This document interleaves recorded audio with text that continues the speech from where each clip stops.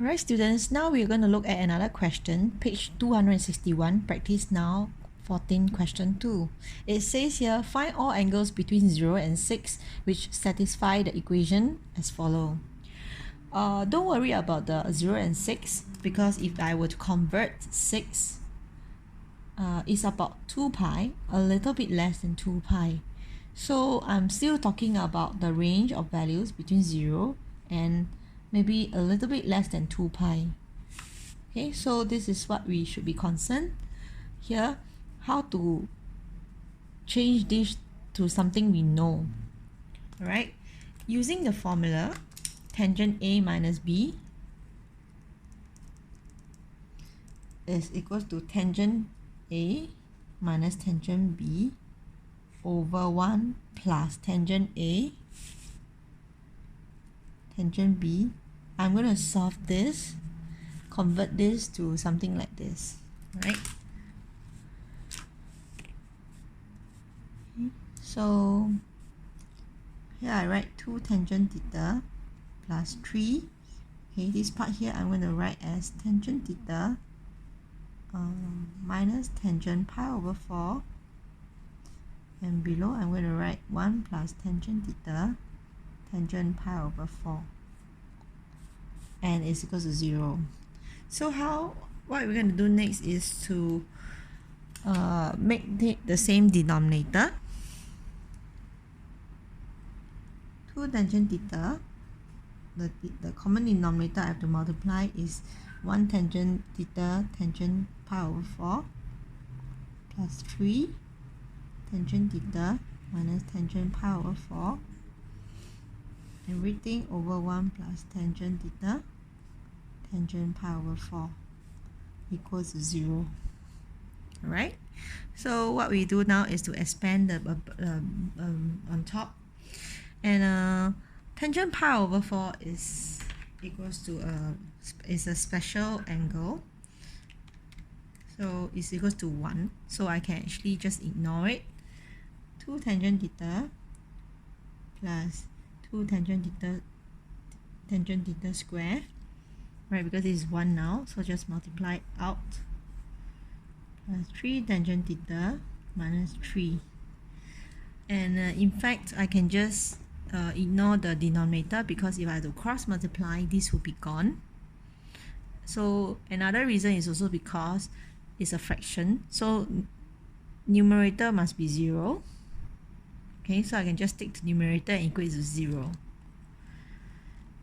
So we have 2 tangent square theta, combine the 5 to it become 5 tangent theta minus 3 equals 0. Okay, so same thing, we're going to do a factorization here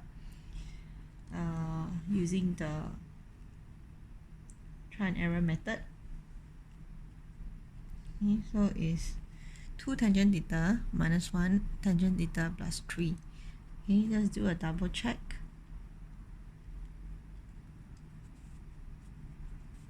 Right.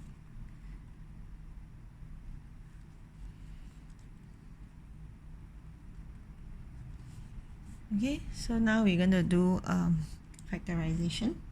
2 tangent theta minus 1. Sorry, 2 tangent theta minus 1 and tangent theta plus 3. Okay. Alright, so 2 tangent theta minus 1 equals to 0, or tangent theta plus 3 equals to 0. Tangent theta is either half or tangent theta is negative 3. Okay, so again tangent alpha equals to half or tangent alpha equals to 3. For the first case, tangent is positive, so it will be in the first and the third quadrant. We will solve this now. Right, alpha will be tangent inverse half, which gives you 0.46364. I truncate at the 5SF. Truncate means just cut. Okay, because if you look at the calculator, is 0.463647609. So I just truncate at the 5 SF will do. Okay.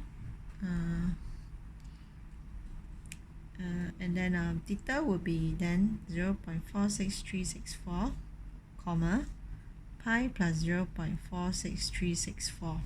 Okay, so these are the two values. If I were to add another round, it will be too much because my range is only until 6. Okay, so another case would be when tangent alpha equals to 3. So alpha in this case would be 1.24904. Okay.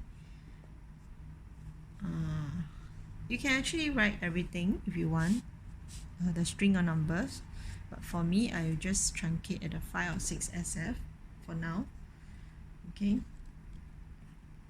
ASTC, since it's negative, I will be lying in the second and the fourth quadrant.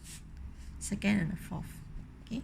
So for theta, in this case, it will be pi minus 1.24904, 2 pi, I went over here, 2 pi minus 1.2404. Okay, so we're going to calculate these values. In this case, theta is 1.89 26